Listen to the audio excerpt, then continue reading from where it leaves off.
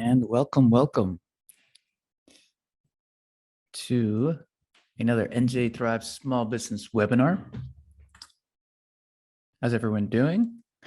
If you could actually put a 1 in the chat, if you can hear and see me and see, the presentation up on the screen.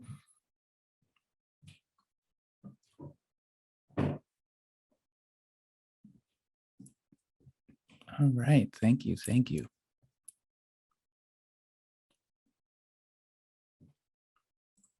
All right, looks like we're ready to go. So yeah, welcome to NJThrives. These are weekly webinars. For those of you who don't know or haven't been to one before, these are weekly webinars that we've created for New Jersey small business owners, basically to start, grow, and thrive. I'm your host, Christian Pichardo, and I am an NJSBDC specialty consultant and CEO at nilumamedia.com. So the America's New Jersey Small Business Development Centers Network, it's a mouthful, or NJSBDC, we're a statewide program powered by the SBA and partners to help small businesses in New Jersey with 3 things. 1, no-cost small business consulting. 2, training and events starting at $0, just like this one. And 3, exclusive small business resources. So for today's agenda, we're going to go over some small business headlines, of course, the webinar, and towards the end, we'll have a little Q&A, but I would encourage you to drop any questions you have throughout the presentation in the Q&A section. So as far as headlines, if you joined us on Tuesday, you probably saw this already. Not much has changed in 2 days, but we are celebrating our 45th year anniversary. So the NJSBDC statewide network has been around since 1977. And we have some interesting events that are going to happen later on in the year. But just so you know, a little bit of our impact that we're very proud of is that in 2020 and 2021 alone, we were able to save and retain 34,000 plus jobs, open 600 plus new businesses, help businesses get almost 200 million in funding, and we've generated close to 4.2 billion in tax revenue for the state. So again, we're very proud of that. And yeah, keep an eye out in your emails for how we're going to celebrate. 2 is the Sustain and Serve program. Now, as you see here, it's currently still under development. So you'll need to come back to this page to continue checking. But basically, it's a grant that gives you money to buy food from local restaurants, small business restaurants. So this only applies to, well, I guess you could take a look at the eligibility part, but that is here. Again, usually, you never know when these updates come up, so it takes just a few seconds to pop up the page. We're going to drop all of these links into the chat so that you have access to them. 3rd one here is the Small Business Improvement Grant. So basically, you get some new furniture, fixtures, equipment for your small business with this grant. The applications are open right now.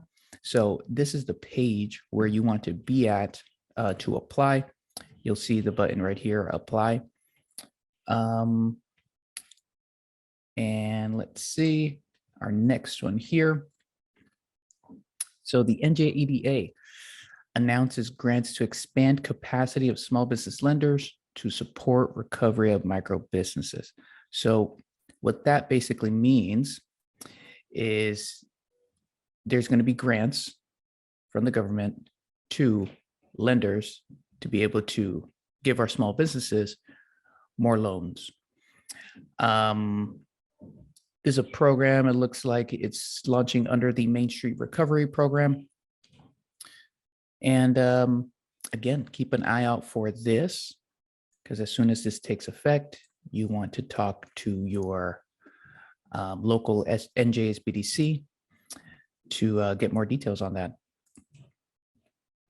And last one here, this has been around for a little while, but more recently, I believe, and don't quote me on this, but we've heard through the grapevine that they've upped the ante on this voucher. So I believe before you were only able to get a voucher for 75,000 for a new vehicle for your business between this weight and of course this class, but I think now it's up to 100,000, and this was recent.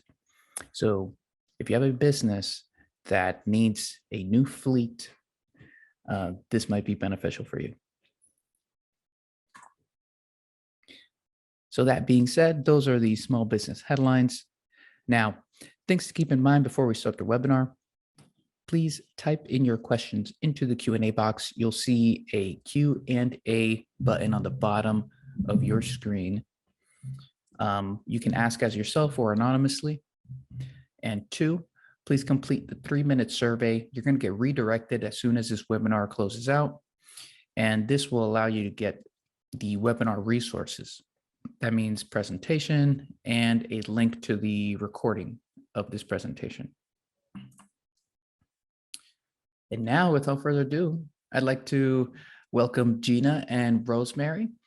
They're going to show us how to have executive presence on Zoom. How you guys doing?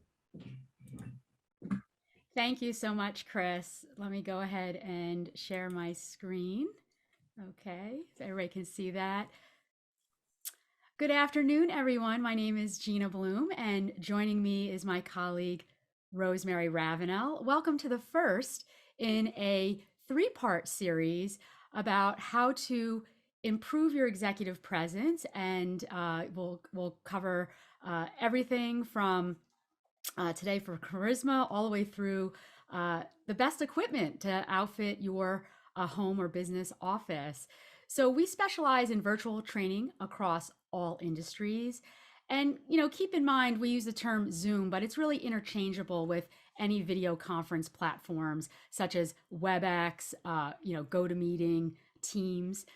We'd love to hear what business you are in and where you're Zooming in from. So go ahead and put in the chat box where you're coming in from and your business. And of course, as Chris mentioned, we want to answer all of your questions today. So please go ahead and put them in the Q&A, and we will get to them at the end of today's presentation. Okay, I see a day spot in Georgia. Awesome. South Jersey. Very good. Mary, event planner. Mary's another Mary's an event planner. Great. Okay. Beauty sales in Maryland. So this is wonderful to see people from up and down the Eastern Seaboard. Fantastic. Wow, great. Okay, so in today's session, we'll open Brazil. We have somebody from Brazil. Oh, Brazil. Oh my gosh, that's fantastic. Thanks for pointing that out, Rosemary.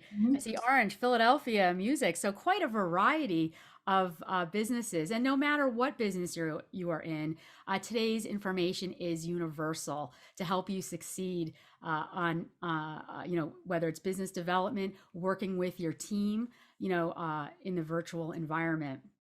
We'll open up with why first impressions matter and even why they're even more important on video conference platform compared to in person.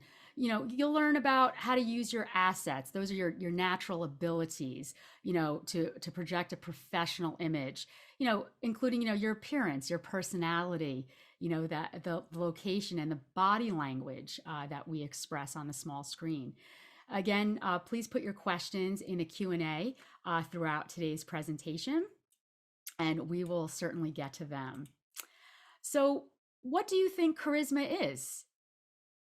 Go ahead and put your answers in the chat box. There's really no wrong answer here, so no worries. Let's see what we have. Your style. Yep. Excellent, Olga. Very good. Energy. Energy. Yeah. Your personality. Excellent, Judy. Very good. Likability. Likability. I love that. I think they've taken this course before, Gina. Yeah. Oh my gosh. You all, you all are advanced learners. Character. Very good. The ability to influence. Very good. Well, it's really all those things, right? It's all those attributes that comprise that impression that people have of you, because you are the business owner, you are the lead, you are the face of the business. And how you come across, particularly on virtual media, is critically important, because we all have evolved as human beings, right, in the physical space, but now we have to survive and prosper in the virtual space. So there's a whole other set of challenges that bring forth your need to develop greater skills to be authentic. And when we talk about charisma, we want to point out some very important attributes that you see on the screen right now, which is trust, right, Gina? The trust, the loyalty that comes from a good business relationship, but you're the catalyst to make that happen. So if you don't understand how you yourself are projecting that charisma, the likability, the trust, the credibility that you know what you're talking about, your authority, all these things can be shaped by how you come across, by your executive presence on virtual meetings. So that's why at this point in time is critically important to your future success. You might think, well, we're going to be going back to some semblance of normal, right? But we all know that there's still going to be a lot of business conducted, a lot of business that will continue to happen in this space, right, Gina? Absolutely. And, bringing your energy, all of these great, you all have put some excellent characteristics here. It's that energy. And Right. how do you And- express that in this small rectangle? And it's like, consider it like, I love this analogy, Regina, consider it like a virtual handshake, like you're extending your arm literally through that little lens to the person at the other end, right? It's that projection of your authenticity, of your personality, of your charm, all those things we just talked about. You have the ability, if you know how to use your assets and how to use the technology, how to convey that through the little lens, because that's where you are right now for me. You're in that little dot. You're not in front of me, but I'm envisioning that you are there in these little teeny people inside. So if you visualize that, you bring more humanity, more warmth, and more charisma to the communication. Exactly. And, taking into account all of these attributes that make up charisma, along with the channels of communication, in effect, the first impression you make, whether it's to your clients or to your team. So in addition to the verbal, that's what we say, and the tone, which is how we say it, is the visual. And that includes everything from your body language, your facial expressions, and as like the picture is worth 1,000 words. According to the US Chamber of Commerce, there's actual data behind this. 93% of someone's opinion of you has nothing to do with what you say. It's the visual. It's, how you look, how are you coming across? What expressions are you using? So how do we boost your Zoom IQ on video calls? You only have these 7 seconds. Zoom is, Zoom or any video conference it's fast. How are you going to effectively use these 7 seconds?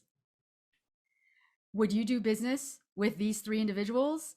Here pictured, we have a veterinarian. It looks like a hippo is about to eat his head. I would not bring my pet to him, would you? Here you have an accountant showing up to a meeting with you in his bathrobe. We are in tax season. Would you give him power of attorney with the IRS? And also pictured an interior designer. You can barely see what she looks like. Clearly, she doesn't have any window coverings or anything going on behind her, but she's asking you for $50,000 to redesign your home. We're in New Jersey, so it might be a little more than $50,000, but you get the idea, how you look, this first impression really matters. So Rosemary, how do we go ahead and use the assets that we have? Of course. Well, we all have them, and we all have them in abundance. Let me break this down for you. So we're talking about, if you look at the ASSET as an acronym, where you're looking at the A as your appearance, everything that is portrays your style, right? Your identity. We're going to talk about how to control that and shape it, particularly for this little rectangle that we live in. The two S's are staging and styling, meaning what's behind me? What have I done with the real estate that is in the rectangle to accentuate my message and my brand? So there's a lot that we can do with what's behind you, whether it be a virtual background or a real background, which is mine is real. These are real silk flowers. Then the energy and the emotion. Someone said earlier that charisma was energy. Yes, it's your body movement, it's your gesturing, it's your facial expressions, it's the volume, tone, pitch of your voice. It's all those things bring the energy, and then with energy comes emotion. And the last letter of the acronym is T, which is technology, which is how you use, or your fundamental ability to use, click all the buttons and understand how each platform works so that you can have a seamless communication. And the next slide. Yeah. So let's take a look at some examples of appearance. We're looking at 3 different professions, and look at how the wardrobe speaks to your professionalism. The gentleman on the left is a pest control exterminator, but he is eco-friendly. The name of the company is Eco Man. So he's wearing green, which is symbolic of something that's environmentally good. So he's chosen a good color. He has his brand. And so he is telling you simply by what he's wearing, a little bit of what he does and what he stands for. The woman in the middle is a baker. And so she's dressed in pink, which is a very inviting color. You could say, well, it's like cherry or strawberry frosting. And she's in her space showing you her beautiful product. The gentleman on the right is a dog trainer, a pet trainer. He has with him his best customer, which is a dog.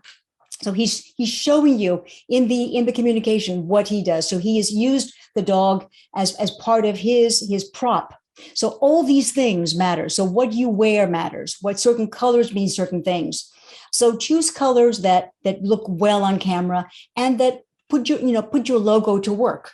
So all these things are, I'm sure, within the scope of everything that you do, everyone gathered on this webinar. Now, with assets, there's also the fundamental of how you frame yourself. If anybody's taken a photography course, you know that there are certain basic rules of how you put yourself in the frame. So one of the things I like to teach is the rule of thirds, which is the grid that comes with most cameras have a grid. You probably never even accessed it. So if you look at the grid view, you'll see that the eyes are really supposed to be in that top line. So if you look at thirds, meaning you draw 2 vertical and 2 horizontal lines, so you end up with 9 squares, each is 3 across. Then you can organize and compose your image within that grid. It really does help you come across much more authentically, much more natural, because the eye gaze, where you look in the lens and how you show up at the other end, really is very important to your credibility. People want to see your eyes, same as you would if you extend that handshake or you're standing in front of someone in person. So the lighting is also super important in terms of your appearance, the composition of your shot, and make sure that you're in focus.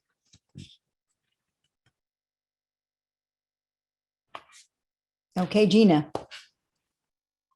Thanks for those fantastic photography tips. You can actually adjust your camera now. We, of course, can't see you through the webinar platform, but it's a simple fix to adjust your camera angle. And you can do that as easily as, like I've done with my laptop. I've raised it onto a box that actually my webcam came in, so free, or you could grab a stack of books, anything to, of course, elevate your camera to your eye level. So I'm interested to know, where do you take your video calls from? Go ahead and put that in the chat box. Do you have a dedicated home office, or are you sharing a space such as a living room, family room? Are you working out of the kitchen? I see Joseph said he has a home office. We've seen a lot of creativity during these past 2 years when we've all had to hunker down and share spaces. A sunroom, that sounds beautiful, Renee, especially on a day like today. I see home office, vacated bedroom. Yeah, all right. Art studio. That sounds fantastic. Simone. All right. Office or working from home. A loft. Okay. Okay. Cell phone. Yeah. So again, Olga, you point out excellent point there. The cell phone, video conferencing, it opens up, the portability, and you can really take a meeting anywhere. All right. So I don't know if this is surprising to you all, but in a recent poll conducted by CraftJack, the bedroom is the number one place people take video calls. And like me, we're all short on space. However, showing up in bed does not really convey executive presence. And hopefully, you're not in bed with other people while you are on your video call. Have you spent money to improve your video call setup? Have you bought a desk, a chair, decor items? I'd love to hear about it in the chat box. No, okay. A ring light. Yeah, lighting's very important. Yeah. So, of course, in the beginning, when we thought it was only going to be 2 weeks, which here we are, literally almost 2 years later to the day. I started with a folding table and a folding chair, and that quickly got old. And we all know it was a challenge to even find a desk, right? It was probably easier to grow trees and make your own desk at that point that I was able to find a desk. Oh, Judy. All right. On point. Green screen, camera, ring light. All right. A light and a chair. Mary, office chair. All right. Headsets. Very good. So the average amount spent on video call upgrades is less than $200. Really learning to work with what we have it's as simple as that. It doesn't really require a major investment. Top of the list, of course, is office furniture, followed by home decor items. So the home goods is making out well during this time. So for those of us that are not fortunate to have a beautiful, well-lit, dedicated space like Rosemary, I am using a shared room in my home, and I am taking advantage of using a virtual background. So here, pictured behind me, is an actual photograph of another room in my house. I curated a bookcase in my home library. So I'm going to show you how to go ahead in a moment, how to add a virtual background to Zoom. There are other examples I have here where I'm using my logo as a virtual background, again, to showcase your brand, another great use of real estate. And I thought I was being smart using this seasonal background because it was like 15 degrees out 24 hours ago. Now it's 61 degrees here in central New Jersey. But here you see the use of a fun seasonal background, for your virtual space. Many people have asked me, how do you develop virtual backgrounds? You may have heard of Canva. It's a free software. There's a paid version, but the free version is more than adequate for graphic design needs. And they actually have templates already made that you can easily download and add to your Zoom client, or you can create your own, like I've done here, where I've uploaded a photograph and created a virtual background. So I see a question here with Judy. How do you stop the blur around you using a background? Great question, Judy. That is my next slide. To remove this amoeba look that I think you're referring to, I have a lot of hair. I actually have naturally curly hair, going a little bit straighter these days, but I recommend do not use a virtual background unless you have a green screen. I used to look like the headless horsewoman, where my head would go in and out and disappear, especially if you have a lot of hair like me. So my personal favorite's pictured here, and this is my office chair I'm sitting in. It's called the Web Around.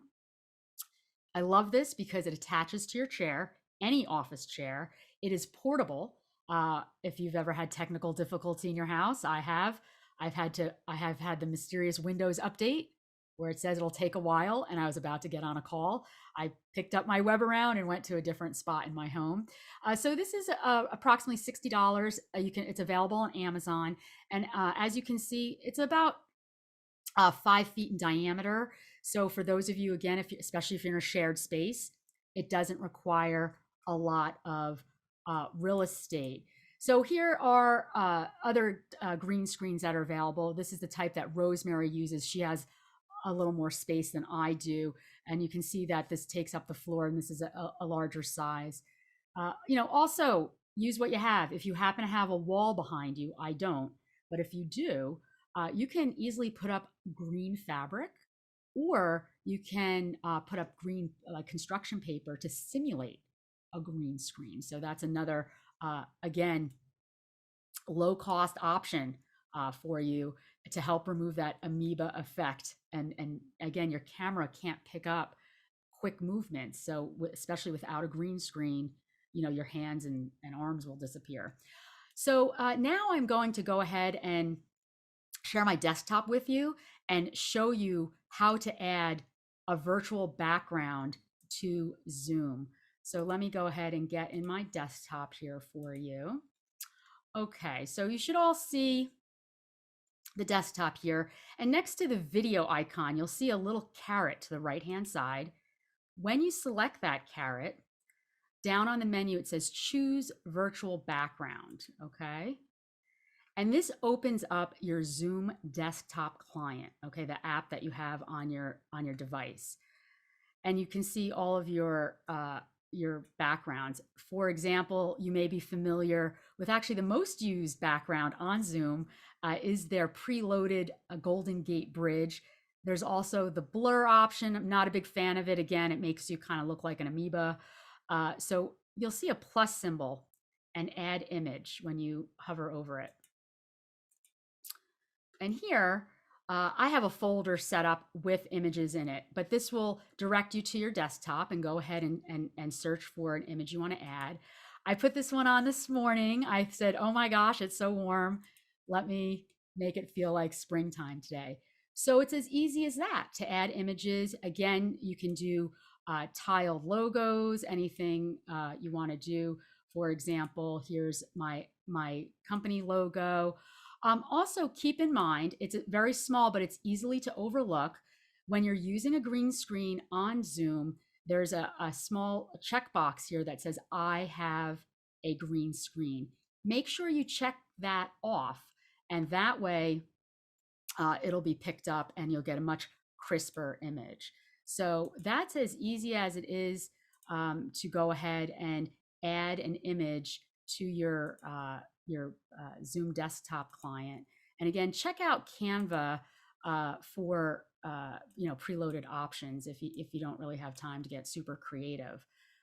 All right, so now Rosemary is going to continue with how staging and styling using your natural background can add to your executive presence. Take it away, Rosemary. Great, terrific.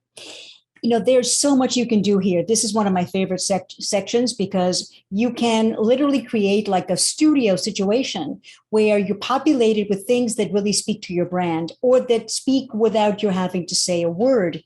So there's just so much potential for you using your company branding, samples of your products. Take a look at this example of the gentleman with the flooring company. So he's showing you the product that he sells, and he is very professionally dressed. By the way, he's wearing that beautiful cobalt blue that Gina's wearing, which is a wonderful color. The camera loves that cobalt blue, not a navy blue that comes out as black, but this cobalt blue is particularly effective for video.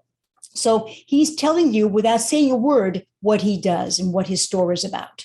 The woman on the right has a confectionery candy store. And so she's showing you very proudly what she sells, and everything behind her looks very enticing, is very orderly, and is very descriptive of what she does. So a picture is worth 1,000 words. And so if you're not using your background to really underscore, highlight your message, your value, your service, it's really, you really should think twice. And which I hope that after you leave this workshop, you'll have a better understanding of what you can do with what you have. Or maybe you want to secure a few other items that you can put behind you in a shelf. All that is possible. It's just a matter of you taking the time to devote to it to get it to the best possible way that describes what you do and what value you bring to your customers. Use props and signage to tell your story. Maybe you can even create a sign that you can put behind you if you don't have product. And let the video camera capture you in action at your location. In other words, make it authentic. Maybe you don't have a lot of space if you have a store, a retail, but maybe you have a corner in your stockroom, or if you work out of a home office or an art studio, maybe you can create a little space that you already have your lights positioned and you have your background set. So all you have to do is sit, put on the camera, and do business. So all of this doesn't require a lot of space. You might see some people on cable news who work like in a little area that has bookshelves behind them. All that's been planned, and all they need to do when it's time to be on air, they sit there, put the camera on, and they're good to go. Let's look at the next slide. Great. So energy and emotion. It's about the body language, right? When you gesture, all of that is nonverbal, accentuates your message by about 65% or more. So if you're not using your hands, you're missing out on that 65% boost that comes from using your body and your facial expressions. And we have hundreds of thousands of facial expressions. Some of them are voluntary and some of them are not. But one of the ones that is the most potent is the smile. When you smile, you really just, you speak a universal language. So try to remember to smile when you're having that connection online. It will make a big difference in how you're perceived and in your executive presence. So use the gestures, frame yourself so that you're able to use your hands so they're in view and that you can use them to underscore, to bring things into more color, right? That your hands are just these wonderful devices that can make things dazzle and pop. So use them effectively. Anyway, and then movement also animates the shot so that you're not a robot in a rectangle. You're actually a live person who you want to get to know, who people will want to get to know. Can we look at the next slide? The technology is where you really need to know how to position the camera, how to set up your lights so that you don't look like the guy on the left. The guy on the left, showing the ceiling tiles. Those angles are very sort of suspicious. People don't trust you if you're looking down at them like that. It's almost like you're trying to create a position of superiority. No, try to, again, eye level, eye gaze. It's been proven scientifically that eye gaze or eye line is one of the most powerful ways to establish authority and credibility when you're looking people straight in the eye through the webcam. So that 90-degree angle to the lens is extremely important. So as Gina was saying, she lives her laptop, she's on books or a box. Figure out how best to set up the webcam so that you have the most natural eye gaze with the people at the other end. The guy on the right, obviously the green check mark is saying he set it up. He got it correctly. Okay, so these two examples, I think, illustrate what not to do and what you can emulate to set up your shot correctly. And the next one is about showing up as a shadow creature where you don't have light in front of you and you're only using the light that's coming from your monitor, right? It makes you look like, Blue Man. And then the glasses reflecting off of the screen, which is something that a lot of people are not aware of. If you're using a halo light or a ring light, you're going to be catching the reflection almost automatically. Those lights are very, very strong. I have 2 LED sort of small cube lights, but even if I put my glasses on, I'm going to catch the reflection. So I'll share a tip with you. If you wear glasses, if you have to wear glasses, try to bring them down on the bridge of your nose a little bit so that I just move the angle a little bit down. Okay, I can still see everything, but I'm not catching the direct reflection. So just that little adjustment on the bridge of your nose will put your glass at an angle so that you're not catching the reflection directly. Now, this also non-glare glasses that you can buy from your optician. And those are now very popular. Caution, when you see blue light reflecting or blue light filtering glasses, that does nothing to cut the reflection. Those glasses are meant to help your eye suffer less strain or stress from being in front of a monitor for hours on end. So those glasses reflect really poorly because they show up blue. So be aware, those will not cut the glare. Those might help you with eye strain, but the best thing is either non-glare glasses or to do what I just showed you, is bring your glasses slightly down on the bridge of your nose and avoid those nasty reflections. Thank you, Rosemary, for the great tips about glasses. I don't know if you're like me, but the past 2 years of staring at a screen, I've definitely noticed my eyesight declining. So I think I will be soon wearing glasses all the time. So, we'll talk about this in more detail in our third session on Thursday, March 3rd. But here are just a few lighting options. Rosemary was just mentioning how important it is to have the light in front of you. Don't just rely on a computer monitor. Just because you may think it's light in your room. I noticed somebody earlier mentioned they work in their sunroom, which sounds lovely, but you may need some additional light. In the room that I'm in, I do have windows. However, because of the light profile, depending on the time of day, and the way the sun is moving in the sky, I've had to add adjustable blinds in addition to the standard fabric window coverings I had, to accommodate that. Of course, natural light is best, and experiment. I grabbed a lamp from another room that I have to the side of me here to help with the light. So again, we'll go into this in more detail in the third session, but here are just some examples, of the ring light, of having, some, it's kind of like the at-home studio lights, made for residential use versus the commercial, Right. the big commercial setups they have. And let me just add that so for people who have like a sunroom, for example, I live in Florida, but also if you have a natural light is always the best. The natural light coming in from your window, but be careful because sometimes there's like a sudden streak of sunlight that's sort of blinding, and it will look like a ray is cutting you in half. Be aware of how the sun and the incoming light responds at different times of day. Sometimes it can work for you, and sometimes it can work against you. So I think Gina and I both are big advocates of using natural light whenever you have it.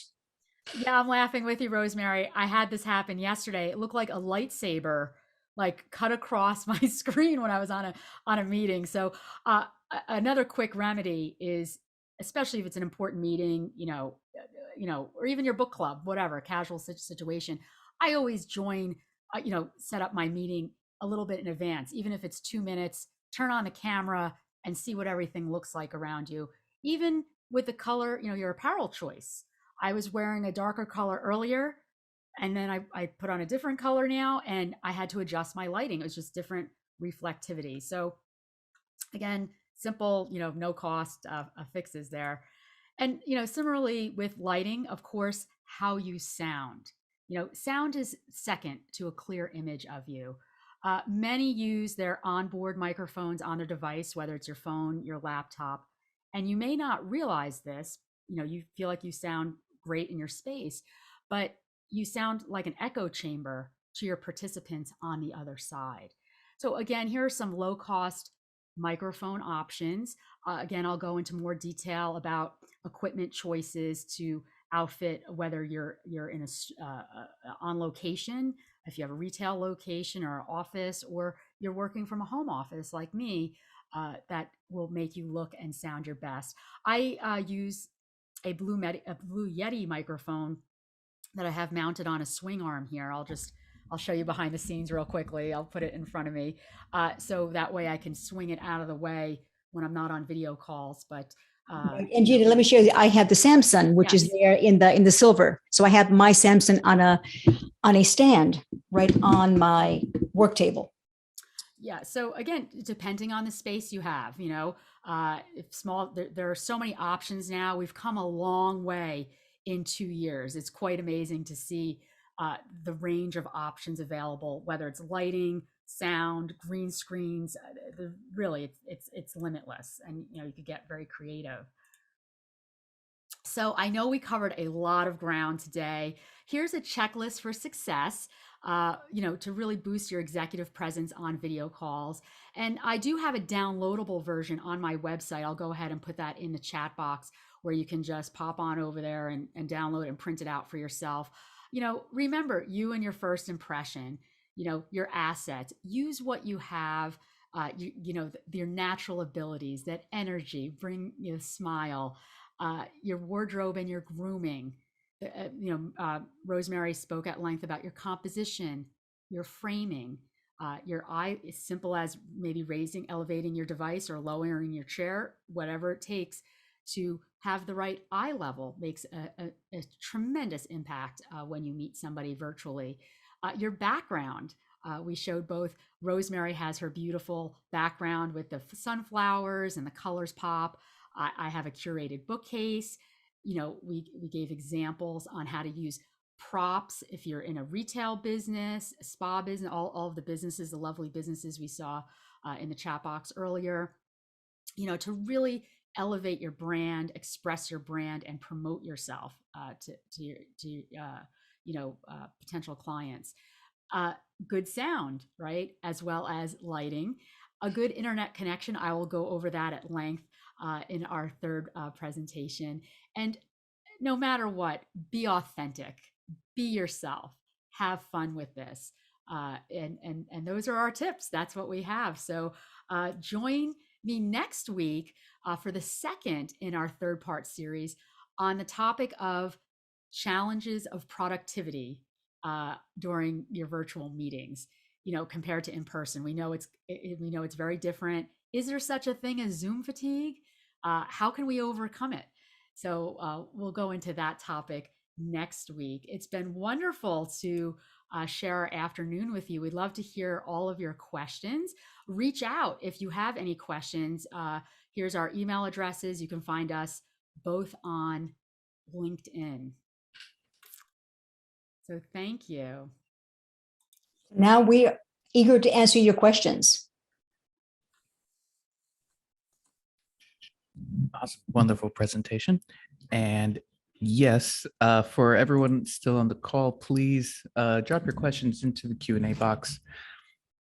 Again, if you see your Zoom window, look towards the bottom. You'll probably see little red dots there, and you'll see Q&A. So just go ahead and click there.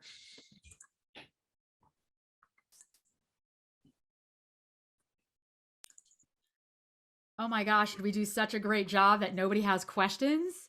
Well, there's two questions about virtual backgrounds. I think we've answered that from Lucille. Let's see. Webinar versus meeting. How should we handle it? Is CraftJack still a viable company?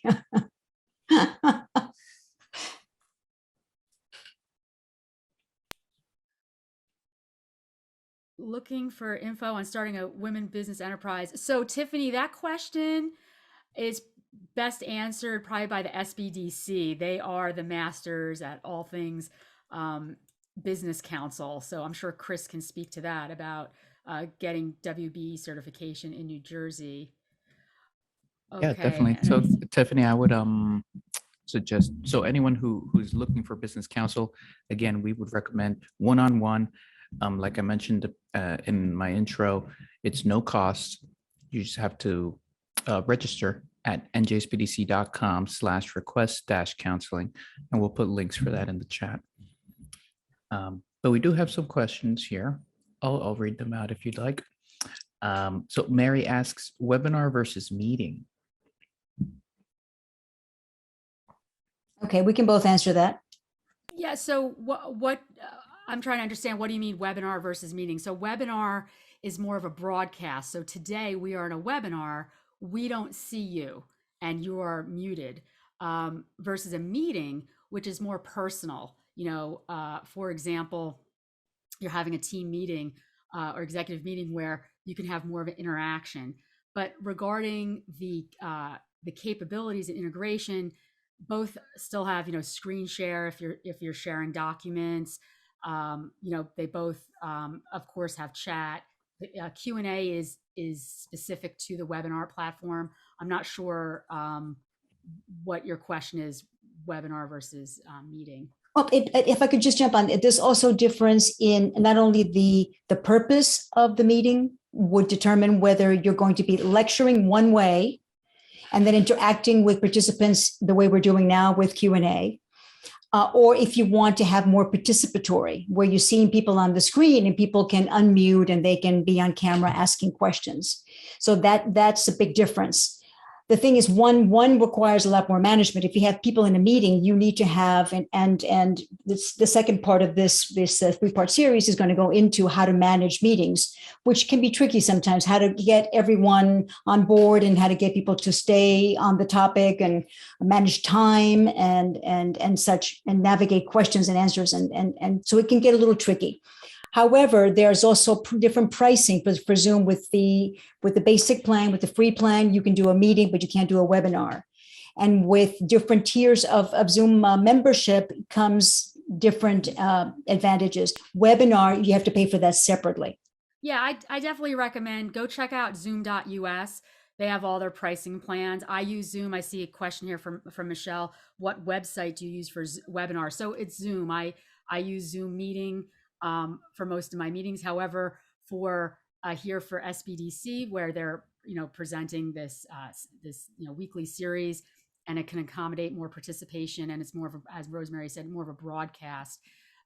It's a webinar platform. They have add-ons. They have business, all different versions you can use. For those of you who may have been using the free version of Zoom, keep in mind you are limited to a 40-minute time limit. Mm-hmm. For more than 2 participants. So it's challenging, for example, to have a meeting, and keep it in that time frame if you have a team joining you for your meeting. Great, thank you. So question by Simone asks, I didn't see where you go to get to virtual background settings. So I believe that we did cover that in the presentation, but Simone, no worries. We're going to send you a link to the recording of this video, so you're able to, go back to it and sort of get into it at your own pace. Next question here is by Judy. What is the cost of the microphones you own?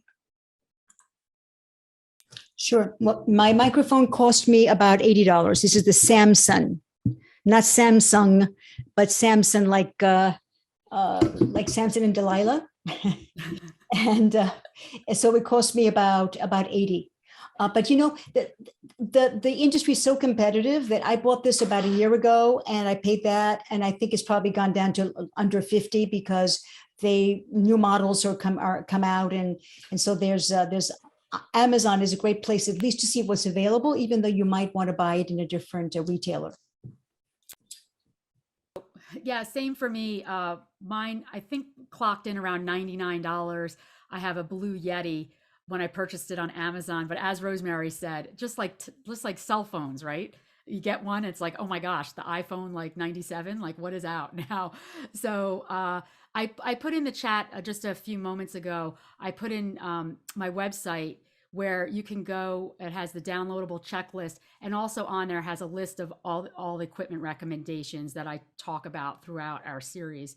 And you can see what works, what fits in your budget. I'm a low cost person, so as a sole business owner, so I try to keep things as economical as I can.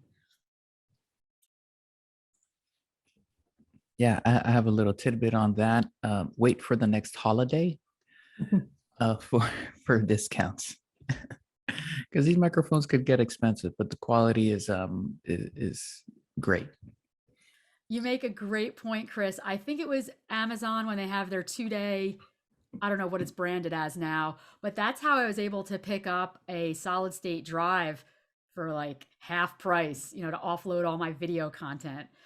So that's a great point. Wait for a sale. We are approaching President's Day weekend. I'm sure something is on sale. 100%. So next question here, Shelly asks, which is better to use with a green screen, an iPad, or a PC? I haven't noticed a difference. My husband uses, Mac, and I'm on a PC. I'm on HP. It really comes down to, again, I use a webcam. I don't use the onboard camera on my laptop. Your lighting, there are multiple components on how everything comes across. So, Rosemary, do you have anything to add about that, or? Well, it depends. Some, for example, an iPhone, an iPhone 13 may have, like, it has an amazing camera, but your image area is so small that you really can't see much. You certainly would have difficulty seeing participants if you have a meeting. But that camera is going to be far superior to a lot of the webcams. But but on the downside is that you don't have the screen area, with which to really conduct a good meeting. So there are good integrated cameras, but ultimately, if you can afford something in the price range of, the Logitech would be about $60, $70, and external gives you a lot more options. You can also control it. You can zoom in and out.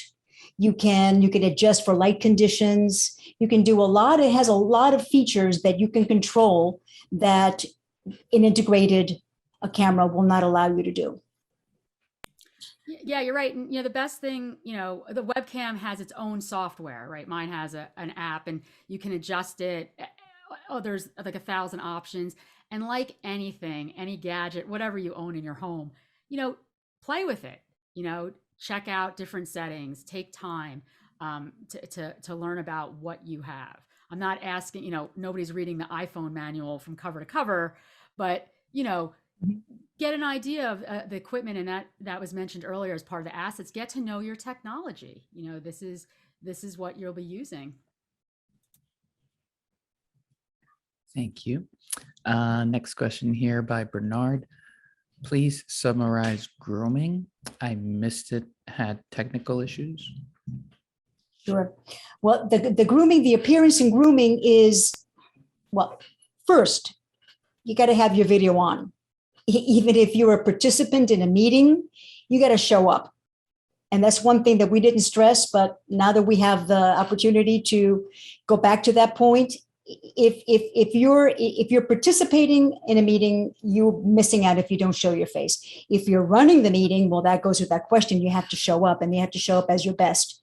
But in terms of grooming, certainly, men and women, there's a certain amount of basic, comb your hair, make sure your skin is not greasy, that you're well lit, that you're wearing a color that's complimentary and flattering.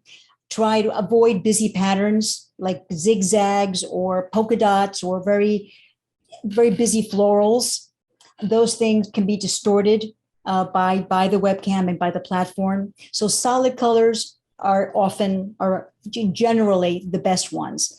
Try to avoid white or black, depending on what your background is. You want to have a little contrast. Right. Yeah, and to add to that, I recently read Forbes put out a article. They surveyed 4,000 people working from home, and interestingly, regarding hygiene and grooming, they were talking about how people are getting time back in their day working from home, and interestingly, some of the time they're getting back is from not showering, bathing, even brushing the teeth. So I'm not sure there. I mean, maybe brush your teeth while you're in the shower. But to Rosemary's point, you want to show up, just like you would in person. Also include your senses. Even if you're working from home, put on cologne, put on perfume, put on cosmetics. I can suggest for ladies, because of lighting, if you have a lot of lighting, it's like stage makeup, kind of washes you out. So I wear a heavier color lip color that I wouldn't normally wear out in person, but specifically just like having a Zoom wardrobe, what Rosemary mentioned, sticking with the solid colors. You may have specific items that if you're doing a lot of video calls, that you just wear for video calls, and avoid flashy jewelry. My husband gave me this gorgeous necklace for Christmas, and the first thing I thought was, oh my gosh, it's going to reflect too much light on Zoom. Mm-hmm. I can't wear this. Yeah. So just simple things like that. Yeah. I mean, generally, I say to my clients, dress as if you were going to be there in person, because then you have a mindset, an attitude that gets your knife sharpened, right? You're going to be at a better level of performance if you dress and you feel the part. So dress for success is not just a cliche. It really does work. Awesome. So I think we have, let's see, we have a few more questions here. G Foot asks, what do you recommend for an agenda? Is sending email okay? Text, screen share at the meeting?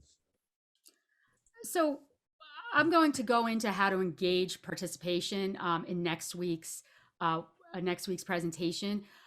But that's up to you. What you find regarding presentations, you should generally have an agenda. If you have, again, in terms of meeting management, that's an in-depth topic. But if you are having, for example, other team members contributing, maybe talking about budgets, this, that, and you'd want to give them advance notice, that they are going to be called on during your meeting. So I'm always about advance notice. So maybe send them the agenda in advance. And again, whatever communication channel is most effective with your team. Is it text message? Is it, WhatsApp? Is it, an email? That's completely up to your business. Right. And I know you're going to go into it in detail in the next workshop, but I would say overall, try to make online meetings shorter than you would in person, because that helps a great deal with the so-called Zoom fatigue. So make them shorter. If you would do this in an hour, try to cut it to 45 minutes or even less. So be economical so people don't get tired. Give them time in between so that they can rest their eyes and do something else. So generally, if you have a good tight agenda and you plan things ahead, like Gina just said, you can probably cut down on the amount of time people have to spend online. I'll add to that just because here at the NJSBDC, we have maybe 2 meetings a day. And I personally have had at least 5 Zoom meetings a week for the past 2 years, 3 years-ish. I would say send the agenda via email as far as advanced as you can. Send it one day before, put it in the calendar invitation, and reiterate it at the beginning of your meeting. Good advice. That's just my little tidbit. Question from Judy.